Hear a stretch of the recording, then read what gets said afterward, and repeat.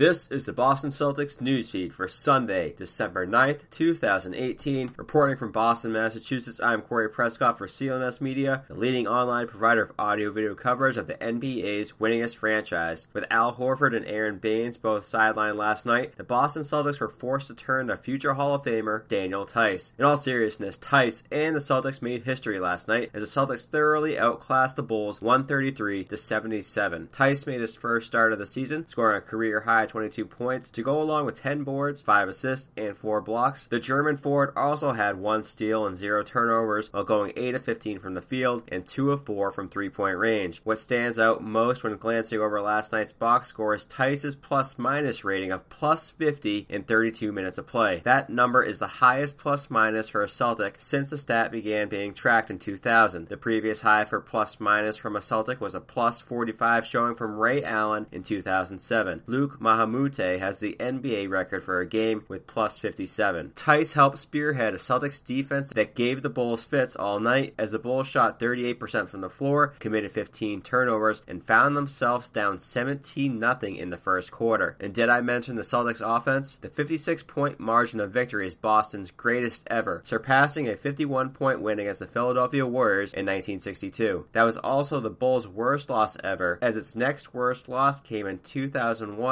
against Minnesota, a 53-point defeat. 7 Boston Celtics players scored in double figures, including Jaylen Brown's 23 off the bench. 8 Celtics players connected on 2 or more made 3-point baskets in this one, as Boston shot 22 of 43 overall from 3-point territory. After beating Oklahoma City on Friday, the Bulls came crashing back to earth with last night's results. With Jim Boylen now in place of Fred Hoiberg, the state of the Bulls appears even more fragile than what was previously thought of. According to various reports out today, Boylen said that he benched the starters for the final 21 minutes because they'd be better served having a hard practice than exerting effort in a losing battle. For reference, Boylen benched all 5 starters last night not once, but twice. The second time came early in the third quarter, down 23 points. The Celtics would of course go on to win by 56. In response, Bulls rookie Wendell Carter said today that some Chicago Bulls players came to the coaching staff to push for a meeting instead of practice. Boylen, however, disputed that players called for meetings today and said it was his decision to have meetings instead of practice. In happier times in Boston, the Celtics appear to have fought off its early season struggles and have now won 5 games in a row. The Celtics have scored 118 points or more in all 5 wins. The one downside from last night was Guerschon Yabusele's painful-looking ankle injury. The Dancing Bear badly rolled his ankle midway through the fourth quarter and had to be helped off the court by a pair of teammates. Brad Stevens called the injury a, quote, bad ankle sprain, and that Yabusele will probably be out a while. With Horford and Baynes already nursing injuries, the Celtics front court depth will be tested. The Celtics return to action tomorrow at home against Anthony Davis and the New Orleans Pelicans, who won their Sunday showdown against the Detroit Pistons. Tip-off tomorrow is slated for 7:30 p.m. Reminder here that today's newsfeed is brought to you by Action Heat. Action Heat makes the world's best battery-heated clothing. Heat on demand at the touch of a button. Stay toasty and warm throughout all your outdoor activities this winter. Action Heat makes the perfect holiday gift, and we've got a special deal for our listeners to save 20% off your entire order. Just go to actionheat.com/newsfeed to check out everything Action Heat has to offer. That's actionheat.com/newsfeed, or use the coupon code newsfeed at checkout to save 20%. Action Heat, control your environment. Follow CLNS on Twitter at CLNS Media as well as at Celtics CLNS, and be sure to head to clnsmedia.com. Subscribe to the Celtics newsfeed both on iTunes and Stitcher as well as the CLNS mobile podcast app. This has been Corey Prescott for Celtics Newsfeed.